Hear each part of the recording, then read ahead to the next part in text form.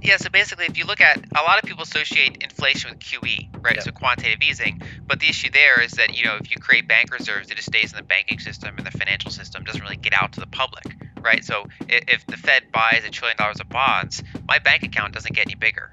But you did not have a spike in broad money supply. Whereas this time you had an actual spike in broad money supply. People had more money in their bank accounts. And I mean, that's not purely retail money, but there's a big chunk of that was retail money. And so people have more money to spend. So when you radically increase the money supply, you're prone to eventually get inflation unless you have no supply constraints anywhere.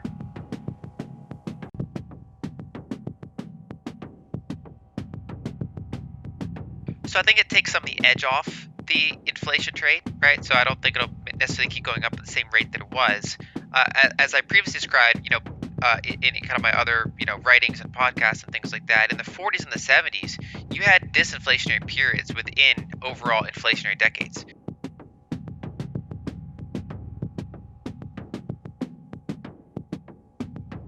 Yeah, so basically, if you look at a lot of people associate inflation with QE, right? Yeah. So quantitative easing. But the issue there is that, if you create bank reserves, it just stays in the banking system and the financial system doesn't really get out to the public, right? So if the Fed buys $1 trillion of bonds, my bank account doesn't get any bigger, right? So I can't go and buy more things. Whereas if they send me checks or if they give me tax cuts that are unfunded by anything, if they do various stimulus, if they give me a PPP loan and then they say, you don't have to pay it. We can make that a grant now. Well, then I can go out and buy more things, right? And so that's kind of what happened in the United States and a number of other countries, where in addition to QE, so QE was funding some of it. It was buying some of the bonds, but there was a transmission mechanism where the fiscal authority would just give money to people. And so you had, unlike say 2008, 2009, 2010, you had an increase in the balance sheet, the Federal Reserve balance sheet, but you did not have a spike in broad money supply. Whereas this time you had an actual spike in broad money supply. People had more money in their bank accounts.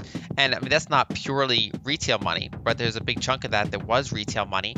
And so people have more money to spend. So when you radically increase the money supply, you're prone to eventually get inflation unless you have no supply constraints anywhere.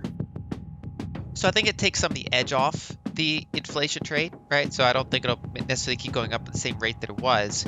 As I previously described, in kind of my other, writings and podcasts and things like that, in the 40s and the 70s, you had disinflationary periods within overall inflationary decades. And so I wouldn't be surprised if the 2020s be the same way, where I think this is going to be a fairly inflationary decade, but that there's going to be counter trends. There's going to be periods where central banks fight back. There's going to be periods where fiscal authorities are not giving out money. And so that takes some of the edge off of the demand side and kind of transitions it from, say, a reflationary environment to a stagflationary type of environment where you still have constraints on the supply side. Some of them are even getting worse, but the demand side's softer. And so I think that can manifest more so in shortages than just prices keep going up, because people just don't have the money to buy some discretionary goods. If they have to kind of prioritize the essentials, and so that's kind of relating to defensive positioning, because if you have high inflation but you also have growth, you can go into more risk assets. Whereas if you still have supply issues, but that demand side is going down, then you want to be careful about some of the more kind of retail, consumer type of discretionary products and services. I see it as not being particularly high in inflation-adjusted terms, and this next year in particular, we have declining PMI, we have very low consumer sentiment. Europe's facing an acute energy issue. China's had these extreme lockdowns. Russia's impacted by all of the sanctions, and so there are spots of growth around, right? But it's a very challenging environment overall, and while commodities and energy and things like that are scarce, it's hard to get a lot of abundant growth, right? It's kind of a pressure that kind of makes it hard to grow from. And so I think that this will be a decent decade for nominal growth, but I think a big chunk of that will be inflationary, and that real growth will be tricky to come by. Now, it's possible that by the end of the decade, if some of these release valves kind of get pushed or not, you could have kind of a mini boom. But I think that until some of those structural changes happen, I don't see this as being a very good environment for real growth. The combination of more money units in the system and therefore more demand, combined with the fact that we've underinvested in supply chains, we've underinvested in shipping, we underinvested in many commodity production and transporting, and so you have that combination that looks you get it's similar to inflationary periods in the past, the 2000s decade, the 1970s decade, and the 1940s decade. And specifically, going back in the history books, the 1940s decade was instructive to me because that's the last time, the U.S. In particular had very fiscal-driven inflation rather than, say, bank lending-driven inflation. I think so. I think because they're already kind of gridlocked. There's not really a lot happening now, and then probably not going to happen after midterms, right? Because they'll still be gridlocked, arguably more gridlocked, at least unless polls are way off.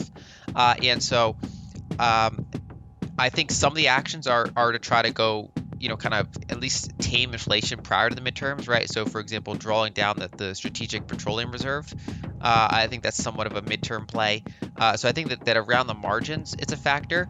But I think that overall, the fact that they're already basically in gridlock, that's kind of already the case. So I think that it's hard for the executive branch to unilaterally do a lot to spur growth in the next several months. And so I think that the kind of declining PMIs, the supply chain issues are going to kind of take precedent, and therefore I view it as a more defensive type of